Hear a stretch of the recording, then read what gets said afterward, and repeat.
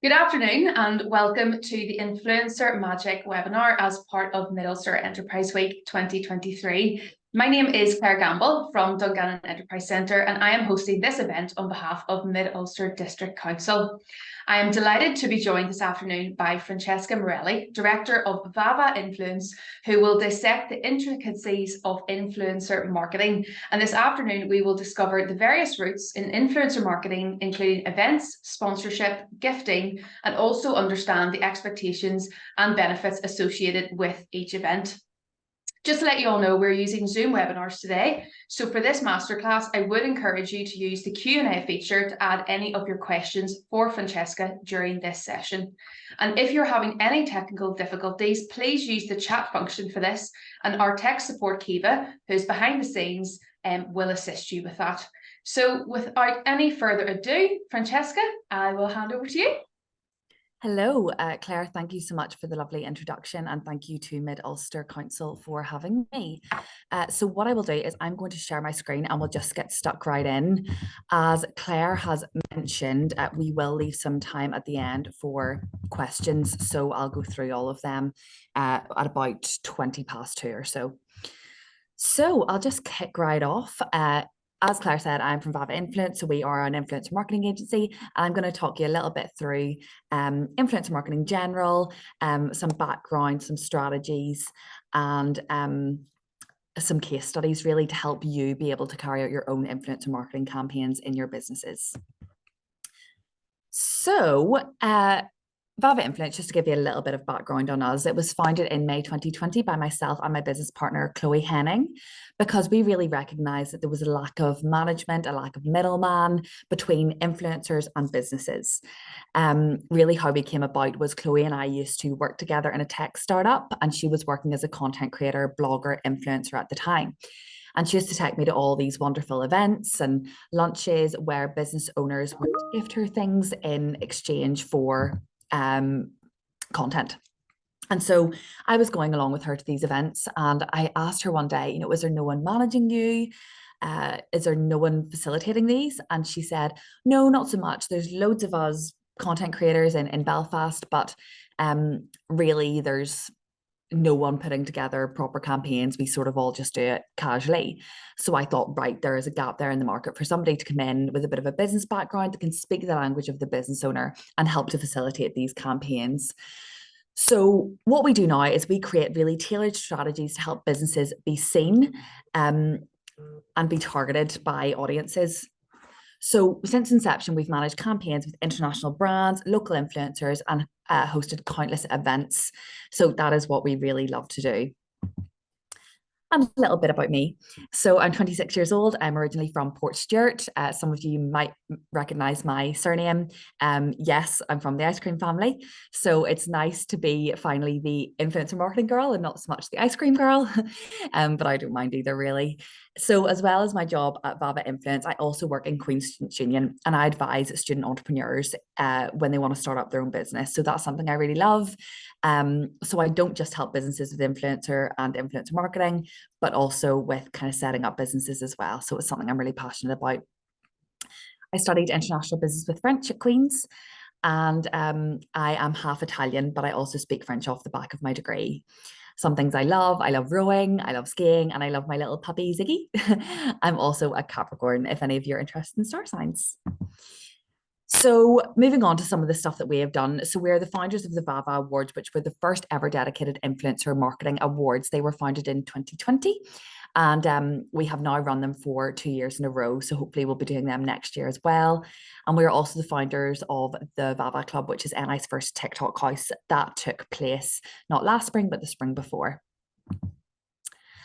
So let's just get stuck right in then to influencer marketing and everything you need to know about this. So influencer marketing, just to give you a brief overview of what it is, well, it's a strategy that involves leveraging individuals with a substantial online following to promote products, services, or brands to their highly engaged audiences.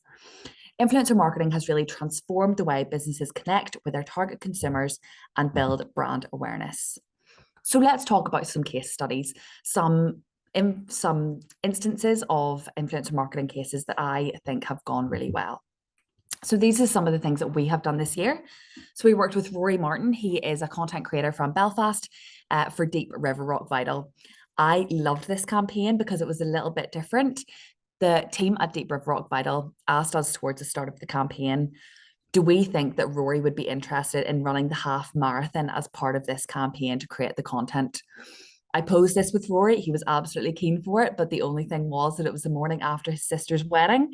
This didn't stop him. He got out and he ran the Belfast Half Marathon in collaboration with River Rock Vital to promote their new line of drinks. And I have a video from this campaign on the next slide. Come and watch me run the Belfast Half Marathon with limited training with Deep River Rock Vital. Let's go. We're here, half marathon. Breakfast this morning, porridge, banana, massive tablespoon of chocolate spread. New flavour of the Deep River Rock Vital, guava lime green tea, just as tiredness and fatigue. I haven't slept. Let's see how we go. See you up there. Let's go, come on. We're 5 miles in at the minute. Still feel relatively fresh as I'd like to expect.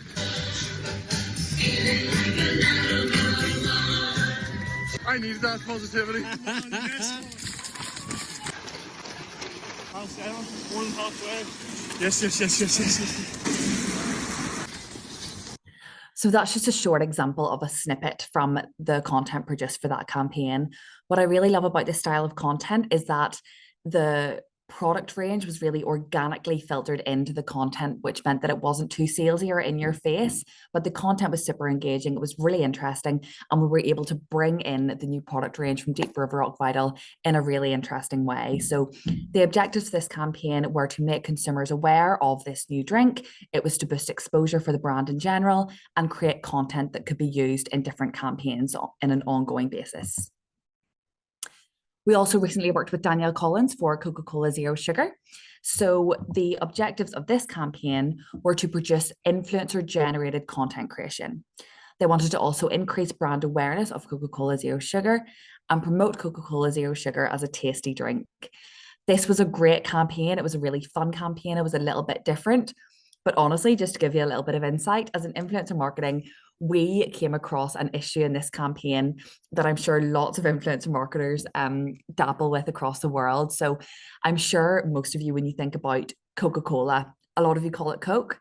So with this particular influencer, she is absolutely amazing. Her content is really high quality, but she could not stop saying Coke Zero, which I'm sure a lot of you understand, but the brand were really, really firm that it must be called Coca-Cola Zero Sugar in every single sense. So there were a lot of retakes of this content to make sure it was absolutely nailed, but it's just one little example of how things have to be perfect and they have to be put together in a brand-friendly way, whilst also being engaging and organic and authentic to the influencer. So the content here was made across 3 separate videos. There was a live activation in Victoria Square where Danielle went and engaged with lots of consumers. And then there were 2 other videos made in her house with her sister and her friends. Another one I want to talk to you briefly about is Emma Kearney for Fanta. I'm not sure if any of you follow Emma. She's a really brilliant influencer based in Newry. She's really funny. She's known for her great personality and the way she engages with her family. And we recently created a campaign with her for Fanta. So a reel had to be created with this and a story burst in line with a brief provided by the brand. So the outcome of this was that she reached over 10,000 people with her stories. Over 13,000 people saw the content across her stories. And we also got a good number of people clicking over to Fanta as a result of that. But really, the whole success of this for me, I think, was that the fact the reel got almost 100,000 plays and people really engaged and interacted with this content, which is a really great way of gauging a success for us, is to see that engagement and seeing how much her followers loved the content she produced.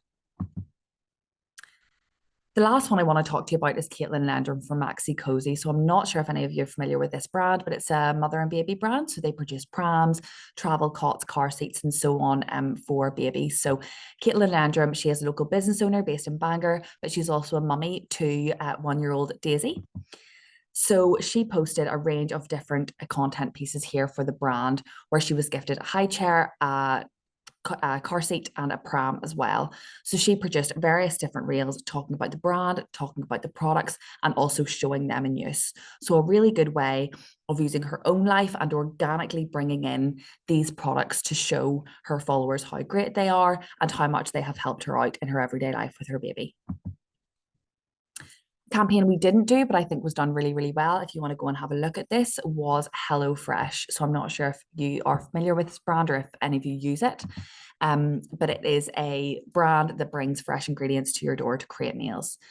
So what HelloFresh wanted to do is that they really wanted to increase content creation for their brand, but also spread brand awareness throughout the UK through the use of influencer marketing. What's really great about this brand's campaign is that they wanted to use micro influencers specifically to really reach their targets here. We love this strategy, and we must say we work with micro influencers much more so than any other type of influencer, because we find that while their followers aren't as high as some of the macros, and I'll break those down for you in a minute, is because while they don't have as many followers, their engagement tends to be much, much higher. Their followers tend to be much more engaged, much more loyal, and tend to follow them a lot more closely. We also find that their content style tends to be a lot more organic, and we find they put lots of effort into producing very high quality content.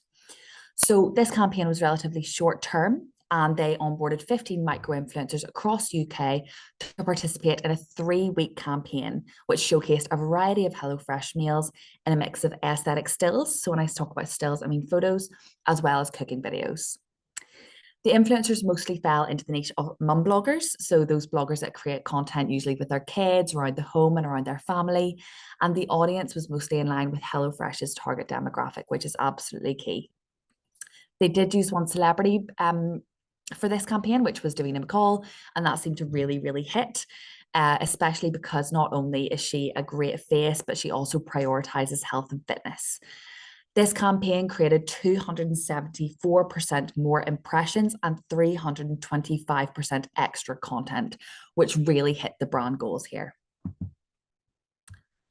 So the rise of influencers and influencer marketing then. Well, influencer marketing, it's really increased dramatically in the past decade due to the prominence of social media. Marketing itself has really shifted into the digital sphere, and influencer marketing is one of the most popular and lucrative strategies to utilize. I'm sure all of you as business owners or account executives in a social media marketing field now will all know the pressure to create so much content, to get content out all of the time. And it's a lot of pressure and a lot of work, especially when you're maybe only a one-man band, to keep up with that incessant content production. A great way of taking this pressure off a little bit is to work with influencers and content creators so that they can produce some content for your brand so it's not all on you. As well as this, influencer marketing works to leverage an already engaged audience by using a personality that they trust to recommend a product, a service, or a brand. So of course, there's that very important advocacy piece that really is where influencer marketing started. It was getting influencers to advocate for your brand, your product, or your service. It's really come a long way, and now it's about so much more than that. It's about the legitimacy, it's about the content, it's about reaching the audiences. So there's lots more things that make influencer marketing a really key strategy, and that's just a few of them. So let's look at some statistics. Well, 61% of consumers trust influencers' recommendations. My friends always laugh at me because I work so heavily in this industry, but I buy so many things off the back of influencers' recommendations.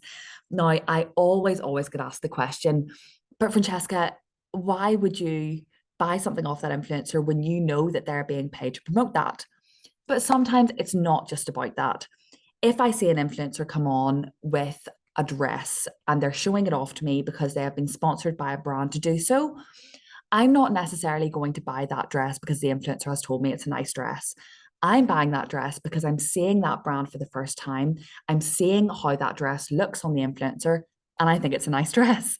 So it's not necessarily about trusting the influencer's recommendation, even though I do.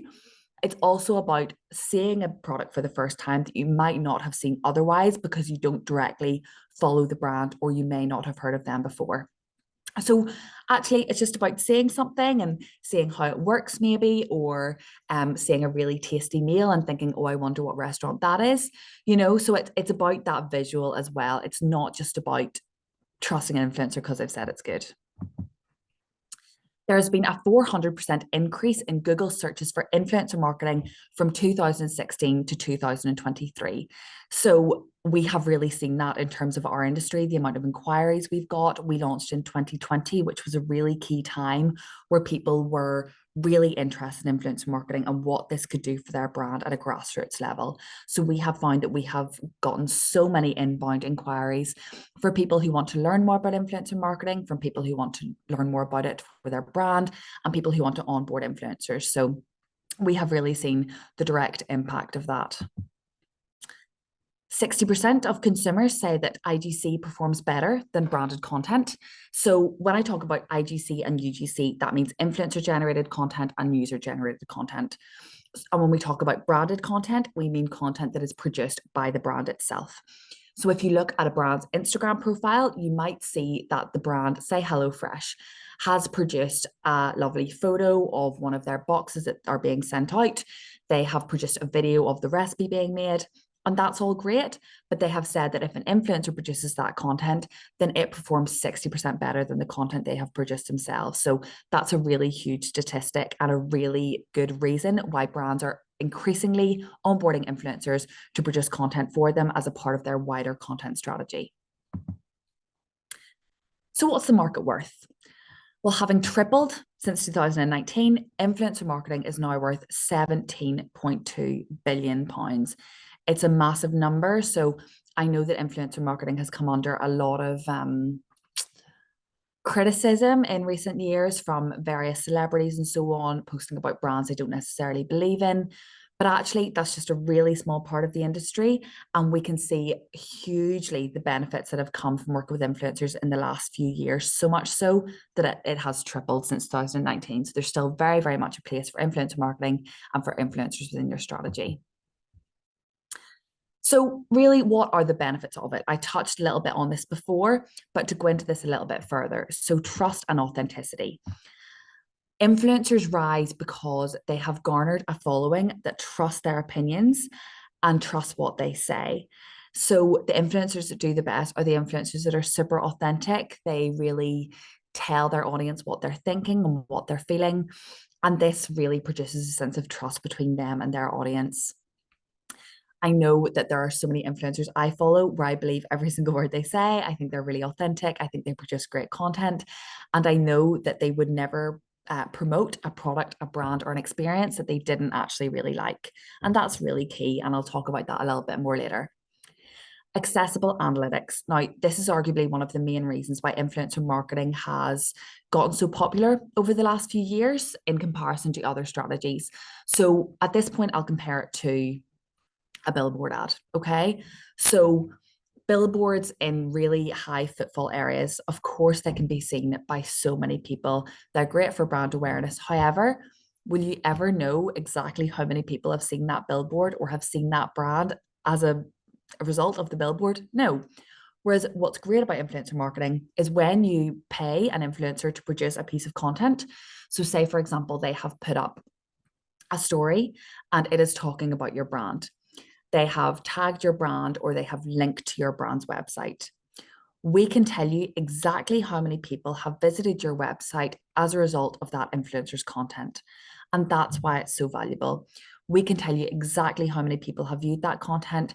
We can tell you exactly how many people have shared that content. So not only can we produce this really great content for your brand, but we can also tell you how many people have seen it, which is great. And it just is very different to your kind of typical TV ad or radio ad, different kinds of advertising, and that's why it's so valuable.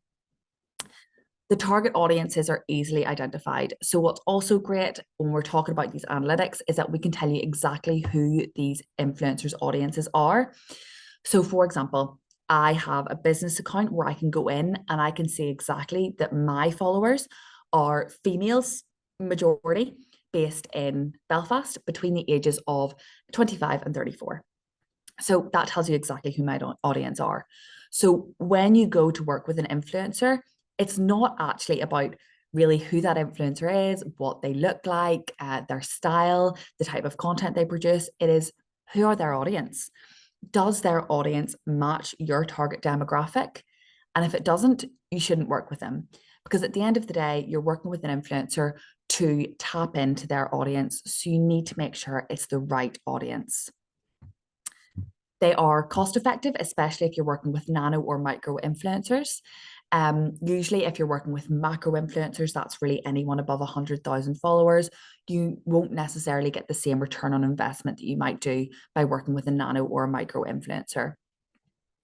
And lastly, I've talked about this a lot, you benefit from engaged audiences. So those audiences that are following those influencers who often interact with their content, who send the messages, who write comments, who share their content. This is what I mean by an audience that's really engaged. So you've heard me talk a lot already about nano, micro, macro influencers. This is what I mean by that. So a nano influencer we would class as anywhere between 1,000 and 10,000 followers. Now, often we won't really work with a blogger who's below like 5,000 followers or so, but they still would fall into that nano influencer category. This sort of influencer category, unless they are high quality content creators, are more likely to benefit and to post about gifts as opposed to necessarily being involved in sponsored content strategies. A micro influencer has anything between 10K and 100,000 followers. And for us, this is a sweet spot. We love working with influencers in and around this follower bracket. We find that they have super engaged and large audiences. We find that their quality, their content is of a really high quality. And we find that they are really great to work with. They don't charge an absolute fortune. They are very open to working with brands. They are very, very true to their own values. And they only work with brands that they are really, really keen on and that they are a believer in. So we love working with micro influencers, and that would be the type of influencer we would work with the most. Macro influencers, that is 100,000 followers plus. Now, while these are super popular influencers and they have massive, massive followings, sometimes we find here that their engagement rate is slightly down on what you would find of that in a micro influencer. That tends to be because they might do more sponsored collaborations. They tend to be paid by brands more often. And so their audiences tend to find that they believe in what they're saying a little bit less. They tend to find they could be a little bit less authentic. That I think has changed a little bit in the last year, where macro influencers now are really making a very conscious effort to be more authentic, to engage more with their followers, and to, I suppose, just make sure that they're coming across as super authentic because they don't want to lose that really engaged follower. And then we get into mega influencer, which is 1 million plus. And these are really classed more as celebrities now, where we find that the online influencers are really coming off online and into the real world as proper celebrities. So let's talk a little bit about strategies. So at VAVA Influence and in the industry as a whole, I'm just going to check this chat here to make sure that there's no one sending me things that they can't hear me or anything, but no, that's just questions, so we're all good. Okay, so we'll talk a wee bit about strategy. So yes, these are the ones that we would use the most often, but we see in the industry as a whole being used the most as well. Now, these strategies aren't generally used in silo. A lot of the time they're used in collaboration with one another as part of a wider campaign. And that's where we really see amazing results, is when you can use each of these strategies as part of a wider digital marketing strategy for your business. So they're quite self-explanatory, to be honest. Gifting is when you gift an influencer a product, a service, or an experience to try, with the expectation or sometimes agreement in place that the influencer will post content on their social media profile in exchange. Now, I'll go into all the pros and cons of these on the next slide. But in line with gifting, brands often use something called an affiliate strategy.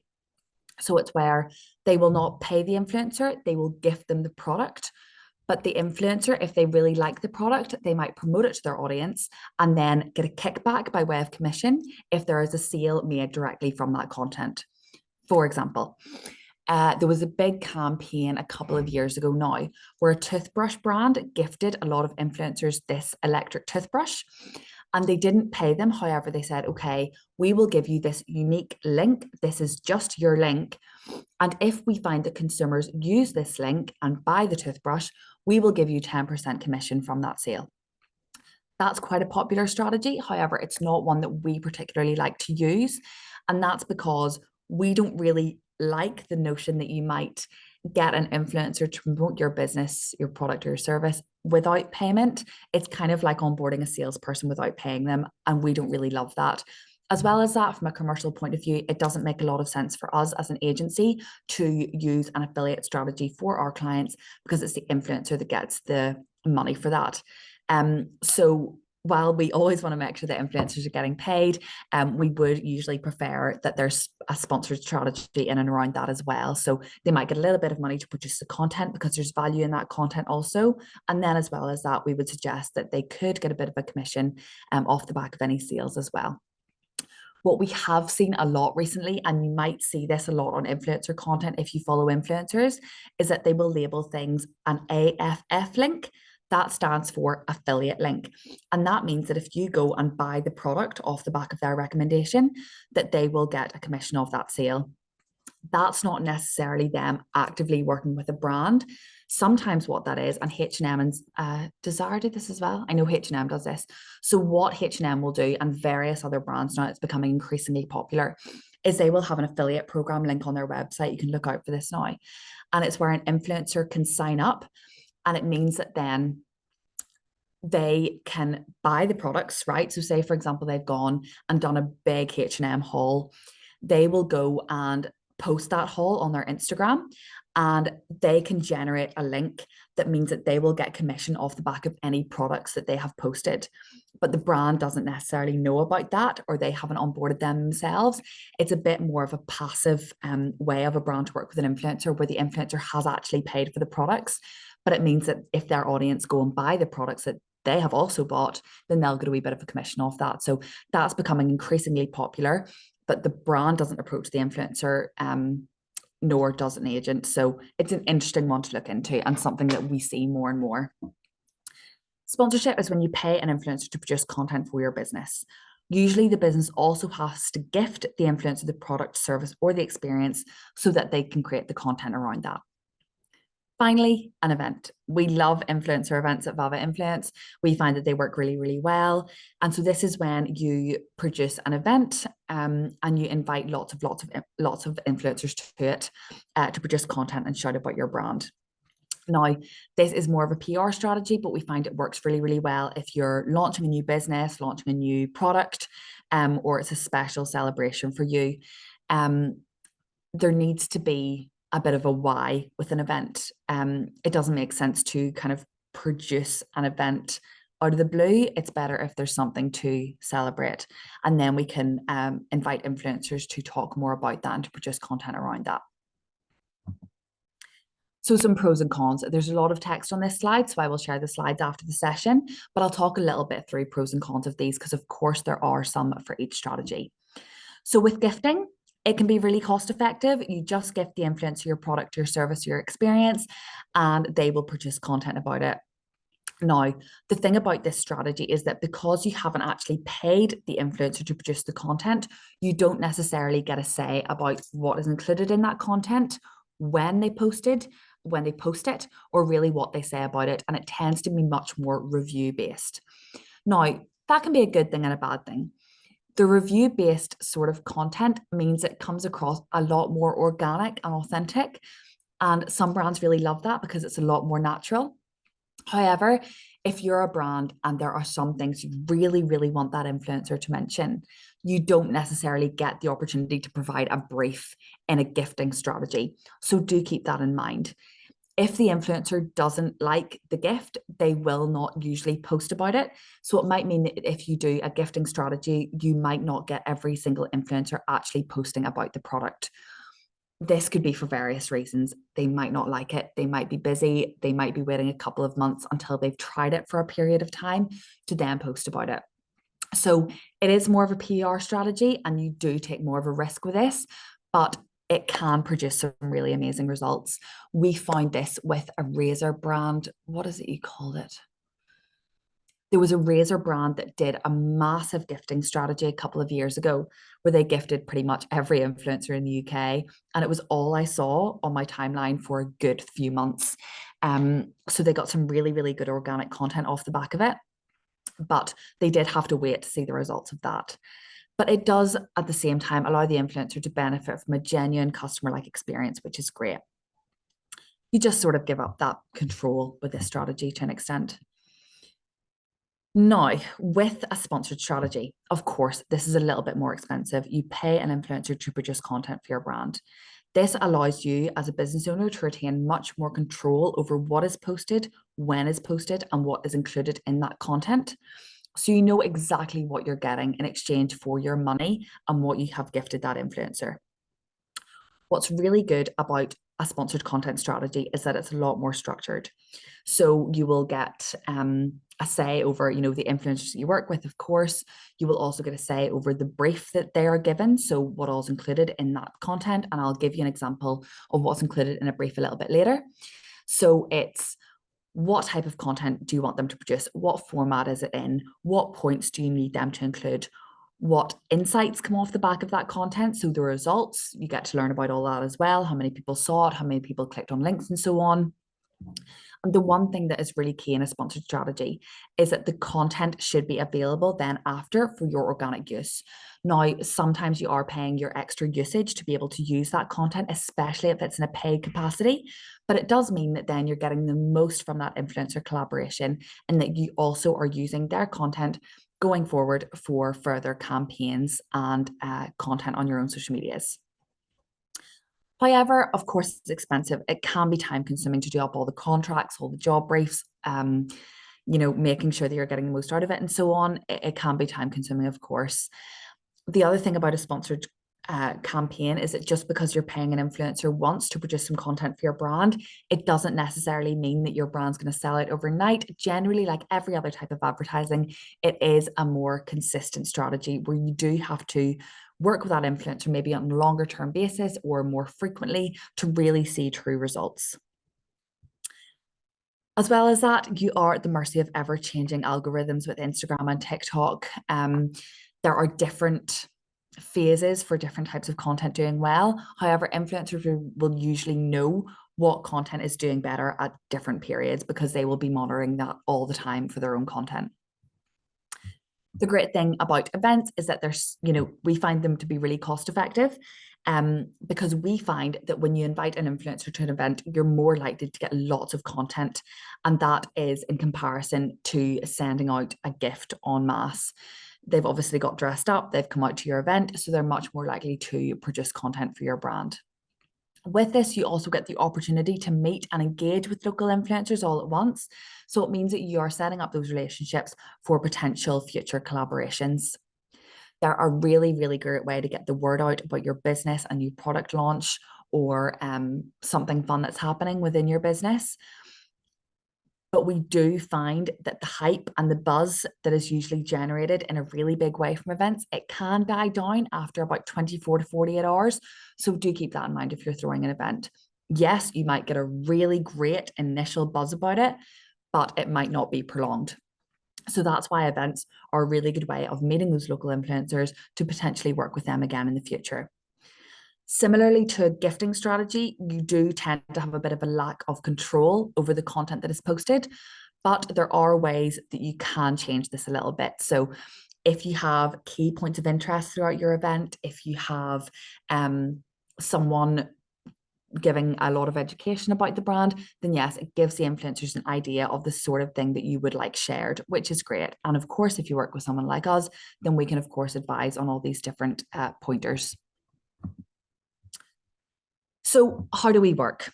Well, there is a selection process in terms of working with influencers. And it's so funny because when we work with clients, they often come to us and their first question is, who are we working with? We need to make sure it's exactly the right person. And of course, that is so important, but there are so many other things you need to take into consideration when you're forming an influencer campaign. So the first thing we'll look at when we want to work with your brand or your brand wants to work with us, it's not who the influencer is. It's, well, what are your goals as a business? What do you want to achieve out of doing a digital marketing campaign or a wider marketing campaign? Do you want to achieve exposure for your brand awareness? Do you want lead generation? Do you want sales? All of these questions we need to ask first before we even get into your talent. We need to learn all about your audience, your current customers, and who you want your customers to be. Who are they? Where do they live? Where do they spend their time online? What's their demographic? Are they female? What age are they? What's their spending power? Again, we need to know all of this before we look at your talent. Again, what's your budget? Do you have much money to spend on this? There are certain budgets that will allow for collaborating with certain influencers. And again, the way in which you collaborate with them. Are you better suited to a gifting strategy? Can you do a sponsored strategy? Do you have the budget for this?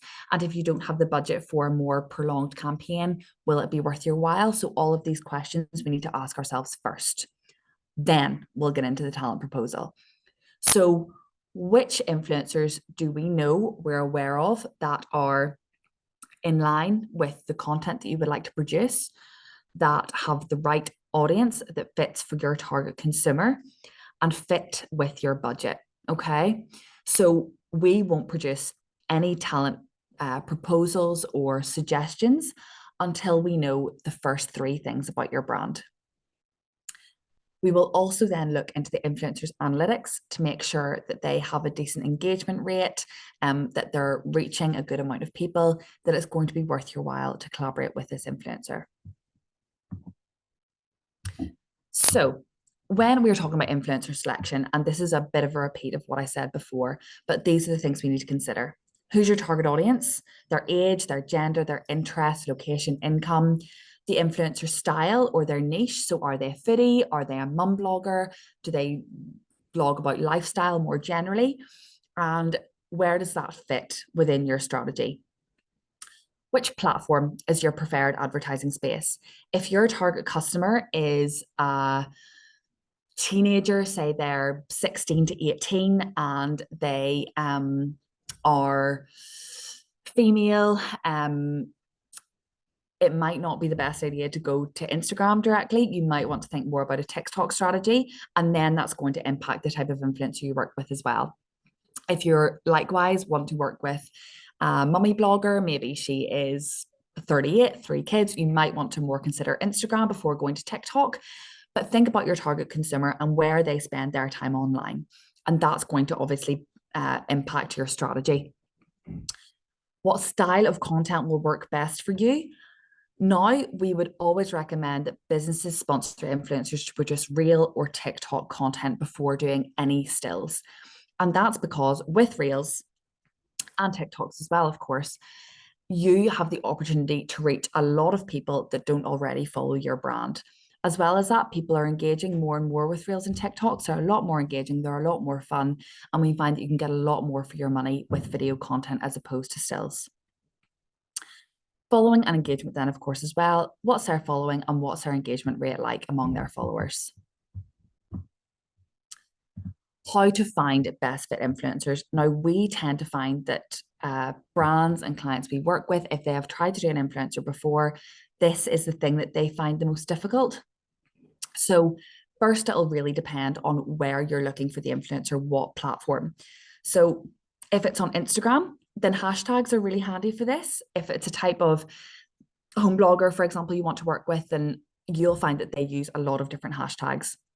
You could even go and look at some home bloggers you already follow and find out what hashtags they use, and then you can search them to find other influencers in their niche. Top tip is that influencers within certain niches, within certain locations, all tend to follow each other. They create these little micro communities. So for example, you will find that all of the home bloggers in Northern Ireland follow each other. It's the same with the food bloggers and the fashion bloggers. They all follow each other to create these little communities, and they all comment and engage with each other's content.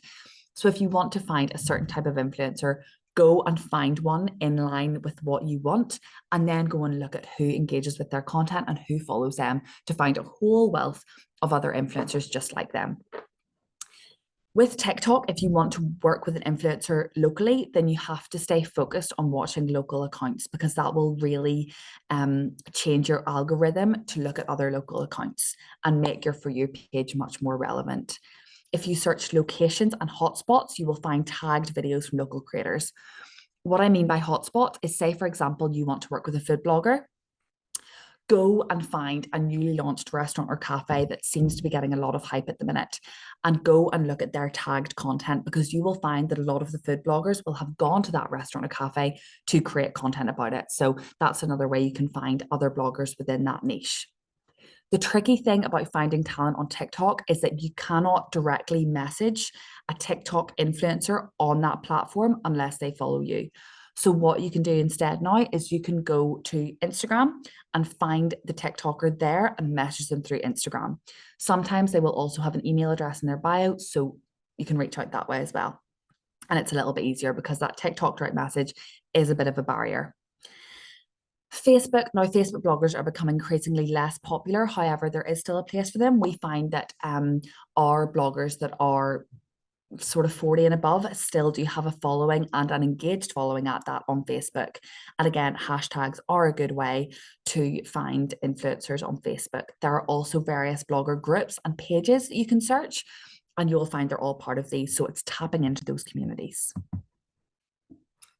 So what do we include in a talent proposal for a client? If we are putting some talent, to you to potentially work with, this is the sort of thing that we might include. So the Instagrammers or the TikTokers' full name and their handles, their USPs. So what are the unique things about them? Are they a mummy? Do they have 3 kids? Do they love cooking? Little things like that we'll put in. Their rates, of course, what they charge for a story, what they charge for a reel, a static post, a TikTok, all of that has to go in. Their followings, their style and their interests, and their engagement rate as well. So I mentioned these briefly earlier, so job briefs. So when you are briefing an influencer on their content and the campaign, these are the type of things that we include, and you should also include if you're ever briefing an influencer for working with them in the future. So we like to start with key points of interest on your brand. Who are you? What's your mission? What do you do? Tell us a little bit about your story, invite the influencer in and make it personable. It's much easier for an influencer to engage with your brand if they know your story and they know what you're all about. So do include that at the start. Include your objectives for the campaign. It's much easier for an influencer to create the content that's going to work for you if they know what you're trying to achieve, because they can tailor their content style to suit that.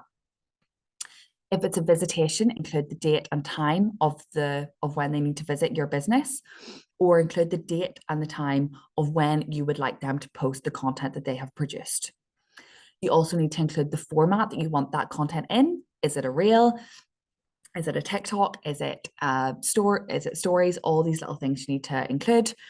The quantity, so how many, over what period of time. Again, if it's more than one piece of content, include all the dates. Pre-approval, do you need to see that content before it goes live? If so, put it here and make sure you let them know how long in advance you need to receive that content before it is posted. You also need to include what needs pre-approved. Sometimes brands don't always ask for stories to be pre-approved. So if you would like to see them first, do note that and say, the reel needs pre-approved, so does the caption, so do the stories. Be really specific. Nothing is sort of taken for granted here. Do make sure that everything you want is included. The style of content. So when I say could include inspo here, so if there's a particular style of content that you have seen that you really like, that you would like the influencer to take inspiration from, include the links. Just say, listen, I love this. I love this. If you could create something that's a little bit similar to this or showcases the same things, that would be great. So we find that really helpful to ask brands, well, what have you seen that you have liked before? Or what have you seen that you would like the influencer to create something similar to? And we will put those in briefs. And then finally, links, handles, and hashtags. Really, really key. Make sure they're all spelt correctly, even include all the links if you can, just to make sure that when the blogger is tagging your brand or including the link in their content, that it's all correct. And this is where pre-approvals can be super important. Let's check the time, 14:15. So I will wrap up fairly soon. I'm actually really near the end. So we talk a lot about creative control in influencer marketing. And this is because sometimes brands get it very wrong when they're producing job briefs for influencers. One of the key benefits of working with influencers is that they produce content that's in line with their style that their audience engage with. They know what hits with their audience. So it's really important that you allow them to do their thing as much as possible, okay? When we're producing job briefs for talent, we intentionally keep them quite brief. They're usually no more than a page. They're never scripted. And what we'll do is for the key information points that need included, we will keep them to bullet point format and not keep them too long. We'll say, these are the types of things we want included, but say them in your own words and say them in your own voice. It's usually very obvious to an influencer's following when the influencer has been briefed too strictly and when it doesn't sound like the influencer, at which point then they become totally disengaged and it's not helpful for your brand. So the more authentic the content, the better. It's great when we can really show the personality of that influencer coming across. I mentioned Caitlin Landrum in an earlier campaign for a case study. Look her up if you want to get a good example of this. I think she's really good at portraying her own style, her own personality in content that's branded while also nailing the key points of the brief and making sure that the brand is shown in a really authentic way. Also, the influencers prefer it. They don't like being briefed too strictly. They don't like getting these huge, big scripts that they have to follow. They like it when they're allowed to post in line with their own style because it feels a lot less robotic. Contracts. So people are a wee bit scared of these, but they shouldn't be scary. Again, we like to keep these to 1 page and 3 key messages. These should include things like the content reusage and buyout, okay? So in a typical sponsored campaign, we like to include in the fee as a standard that the content can be used for organic use for 6 months.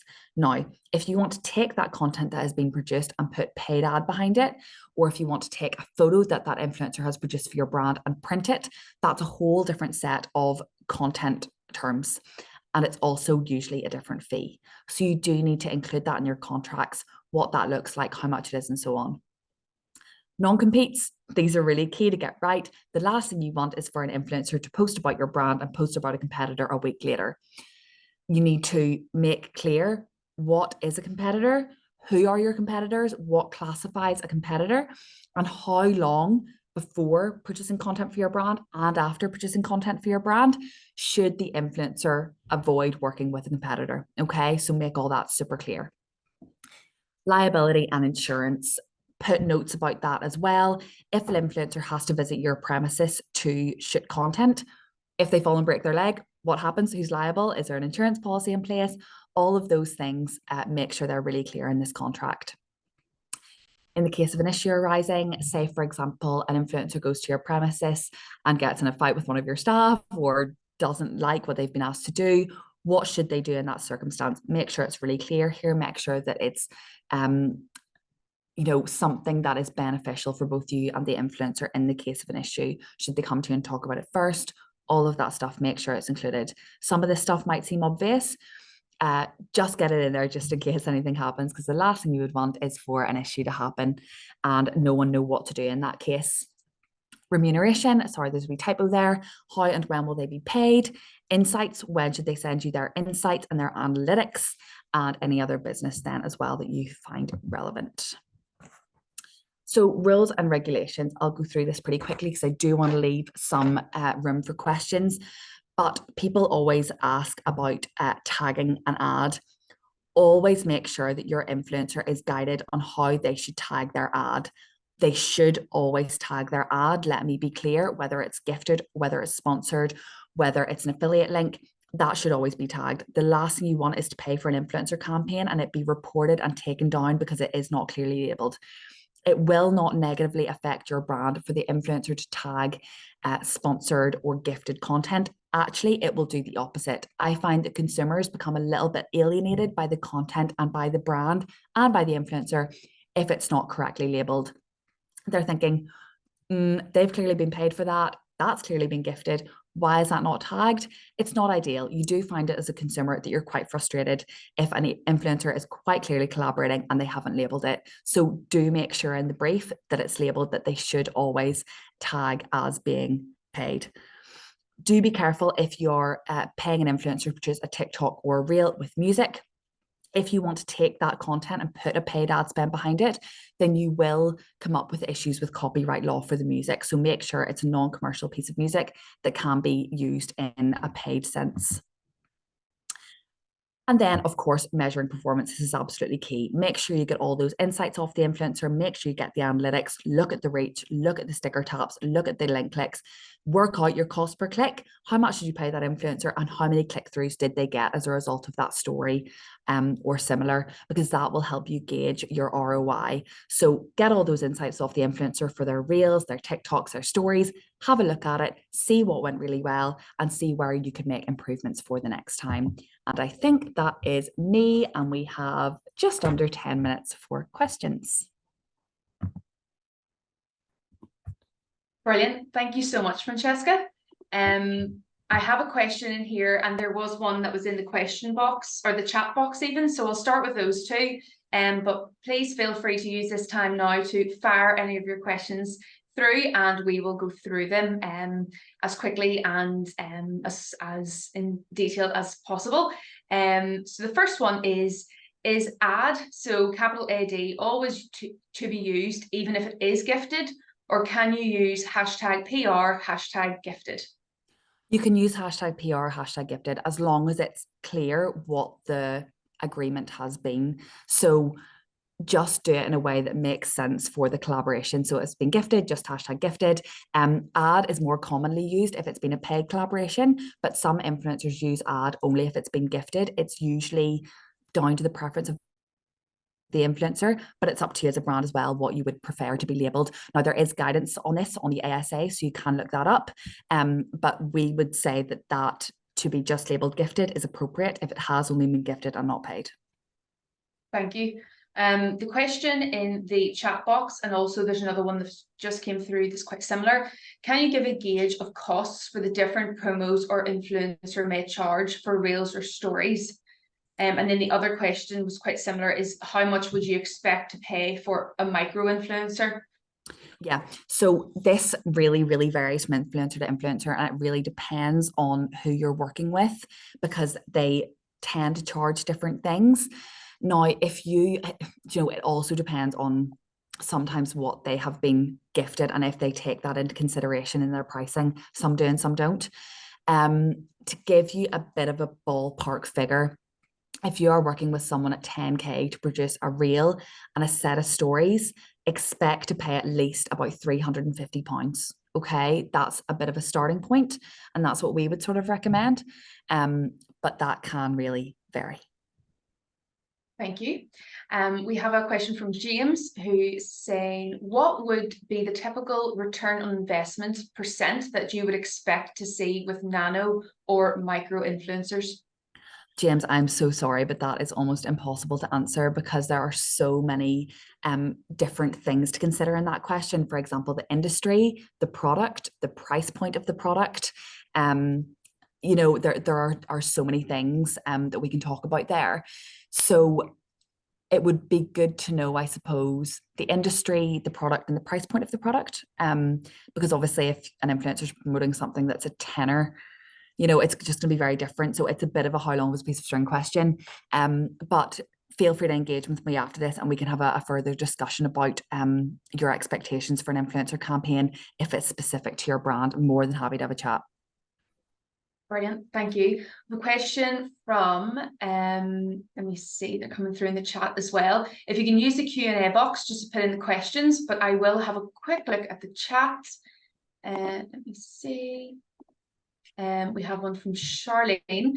I'm service-based and feel guilty about gifting when someone else needs to pay. Well, that's like saying you feel guilty about paying for marketing. It's a marketing activity at the end of the day. So you are gifting that influencer with the expectation or the agreement in place, perhaps if you've discussed with it before, that they will produce content for your brand to promote you to, for example, 10,000 followers, So it's a marketing activity at the end of the day. That is what you're paying for. If you think about it more, that, you're paying that out of your business, to use that service, that you're gifting that. So that's a cost to you. Then I would be more thinking about it that way, Charlene. Thank you. Should you go with an influencer with a bigger following, but with little to no relevance to your product? Or are you better going with an influencer with a smaller following, but relevance to your product? I would less think about relevance to your product and more think about who their audience is and will they be interested in your product, and also their engagement. So what's their engagement rate like? Are they getting good likes on their posts? Are they getting good views? Are they getting good click-throughs on your stories? All of this you can ask for in advance of collaboration. Thank you. We have a question from Saffron. Which niches lend themselves best to influencer marketing in Northern Ireland? Beauty, food, fashion, and like experiences, I would say, whether that be in the hospitality industry or whether that be in, like spas or something, something that's experiential, I would say. Thank you. And what story engagement level would you ideally like when working with an influencer? So this again changes, but the industry norm that we would say is when you're working with an influencer, a 3 to 5% engagement rate is said to be decent. So anywhere around that or above that is said to be okay. Perfect. And Erin has just asked, can we get a copy of your slides? So I do believe you're being very kind, and I will send them out with a little bit of a questionnaire afterwards. Just as others are putting questions into the Q&A box, I have a couple here. Can a business use too many influencers, or can they use them too often? Interesting. We have had this conversation with a client quite recently. It sort of depends on what you're trying to achieve with your brand.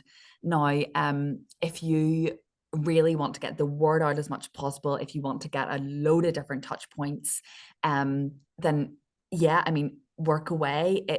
I would just make sure that you're always using influencers that work in line with what you're trying to achieve, your brand mission, your brand voice, and so on.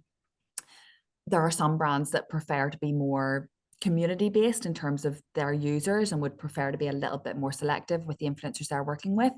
But it really does depend on what you're trying to achieve here and the objectives for your brand. Again, more than happy to have a conversation with you after the call if you want to talk further about that. It's hard to know when I don't know where your business is.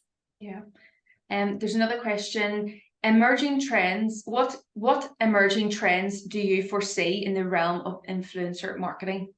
Is there anything in the future, the pipeline? Yeah, so there's one that is kind of growing. It's been a trend already, but we see it more and more, is that influencers with super engaged followings are now starting up with their own brands because it makes sense. They have the community there that really trust what they're saying and really love them. So we're seeing much more influencers starting up their own brands. What I can also foresee is that influencers now, it'll not just be about kind of them shouting about brands anymore and them advocating for other brands. I can foresee now them branding themselves as content creators. So they won't just be producing content to shout about a brand, but also producing content that they don't post, that they just send to the brand to use organically. So for example, I have seen Elle Pearls. I'm sure a lot of you on here follow her. She works with Hey Harper quite often, and I will often see her ads pop up on Hey Harper's sponsored Instagram ads. But those pieces of content haven't necessarily been posted on her page. Mm-hmm. She has created those pieces of content for Hey Harper to use to put ad spend behind. So influencers won't just be influencers anymore. They will be labeled as content creators who produce content for brands that they don't necessarily post. That'll be huge in 2024. Brilliant, thank you. And finally, you did cover this in your presentation, but I've actually been asked this from somebody who wasn't able to make the webinar, but they have experienced, they've gifted a product to an influencer and there wasn't really a contract, or there's a discussion to sort of talk about what they were going to receive as the business having gifted this product. And then I feel like they were quite disappointed because maybe they thought they were going to get a grid post, they thought they were going to get a reel, numerous different things, but maybe they got a 10-second clip and that was it. So they feel disappointed from that. So would they be best to go down the route in the future of having that contract type of, is it the sponsorship, the sponsored? Yeah, so you retain much more control as a business owner when you sponsor an influencer to a certain amount of content. You have your job brief in place, you have your contract in place. And so then when they have signed that, they know exactly what they're going to do. The expectations are very, very clear. With the gifting strategy, it is definitely more grey. Generally, when there's no contract in place, the influencer is under no obligation to actually post about your brand, your service, your product. So unless there is that agreement in writing, it's really hard to nail down those expectations. So the way you can sometimes avoid that is working with an agency, not to do a shameless self-plug. But you do kind of need to then sit down and figure out, okay, I do take a bit of a risk with a gift, and with a sponsored, I take less of a risk. But again, it is a bit of a trial and error as well. And then one final question that's just popped in is, what does it cost to work with an agency? It really depends on what type of campaign you want to run and kind of how you want to do it. You know, an agency will charge based on the time and the work output. So it depends on the size of the campaign. It depends on the size of the influencer. Now, if a brand provides the brief, if they have come up with the campaign themselves, if they just want to work with an influencer through us, and you know, sometimes an industry standard would be like 25% of the fee. But we work a little bit differently in that we really want to help the business owner to come up with a very effective campaign from start to finish that isn't just a here's the talent, here you go, you know. So it will depend on the time and the work required. But again, very happy to have a chat with you after this with regards to what is required and the costs you can expect. Perfect. Before this webinar started, Francesca and I had a quick little chat, and she did say that if any of you have any other questions, please feel free to DM her on Instagram. So it's if you VAVA Influence, yeah, and it'll come straight up. But Francesca, thank you so much, and thank you all who have joined the webinar today as we have explored the secrets of influencer magic. I hope the strategies highlighted and discussed really drive your brand towards new levels of success. And as Francesca has shared, influencers can hold the key to unlocking remarkable opportunities. So keep leveraging their magic and just watch your business soar from that. Just to let you know, we will be sending all attendees a 1-minute evaluation form, and we would really appreciate your advice and recommendations to make future events that even bit better. And there's one, yes, sorry, this is our final webinar of the week. So all attendees will automatically be entered into the chair's prize draw for the opportunity to win some really great prizes. And that is going to take place tomorrow, Friday, the 17th of November, 2023. So thank you so much for joining us, and I hope you all enjoy the rest of your day.